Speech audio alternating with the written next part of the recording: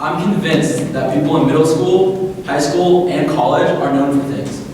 Like the smart kid who aces every test, or someone that's targeting late to class every single day, or the person who hasn't discovered the magic of deodorant. But growing up, I was known for something, and I was completely aware of what that something was. I was known as the kid that broke things. And I'm not talking about vases or lamps, I'm talking about bones. And I was pretty good at it. This is me, one of my broken bones. Whoever drew the picture was quite nice with the body, but that's not important. But I didn't get the title of bone breaker because I merely broke one bone. I actually broke 12. And I bet you're wondering how the hell did I manage to break 12 bones? And it wasn't one incident, it was 12 separate incidents. But I'll get to that, I'm getting there. Cumulatively, I was in a cast for about a year of my life. So people were quite familiar seeing me in the cast, and I was pretty comfortable wearing one. I will forever be known as the person who breaks things to my peers. I want to try to be known as something greater than that though. I want to be known as someone who breaks bones, or not bones, barriers, expectations, and records. And I bet you're wondering, how can breaking bones and breaking records correlate? And I'll get to that. But first I have to address how I managed to break 12 bones. Then I'm going to tell you guys about, the record I broke, and how breaking bones really influenced that, and then we'll really tie it all together in the end. So, 12 bones. Mostly my fingers, hands, or arms. I broke my nose once, and I broke toes, but I don't count my toes as a broken bone.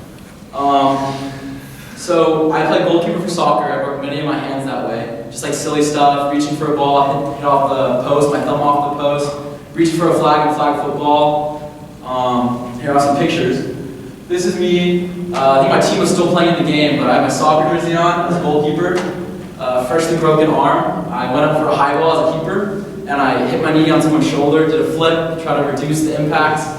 Broken bone. Not fun, but I think my team won, so that's all that matters, right? This is me with my awesome tan line. I think that's from the summer. A lot of my friends went to the beach a lot. I think I still went to the beach with my cast on. That's probably why the tan line's so bad. I went with the Ziploc on my arm so I could get sand in it. Fond memories. And here's me overjoyed with a big black cast all the way up to my bicep. And those are the worst ones because you have to physical therapy for your elbow and your wrist, so it's kind of annoying. Now there's a funny story about this one. So I broke my thumb, and it was on the joint, so I needed to get a cast on. Usually you don't need a cast for just a finger, but I would return to the hospital a week later to get my cast redone because I was horse playing around with my friend, just like 6 days after. And I was like, we were just horse playing, getting a little rough, and I'm like, you know what, I only have my thumbs hurt, but like I have a cast almost to my elbow. Like I use this as a weapon. So I start whacking them, and like, I'm just gonna punch him. I went to punch him, and the cast only goes around my, doesn't reach my other fingers, so I caught my middle finger on his like shirt or something, he pulled away, and ended up breaking my middle finger too. So I went back to the hospital, and the doctors were like stunned. They're like, what, like, something wrong with the cast? Oh no, it's this finger, it's this big fat swollen finger. So they casted all the way covering my fingers and my thumb, so I literally just didn't have a hand for a while. But all these shenanigans really brought me great pain, and I realized that I didn't want to be known for something like this. I want to be known for something greater than that. So I had the first opportunity to have a taste for this breaking up expectations and records in 10th grade when I was at my friend's house. We were at a sleepover. It was about 1 a.m. We were playing our favorite game on GameCube called Mario Party 7.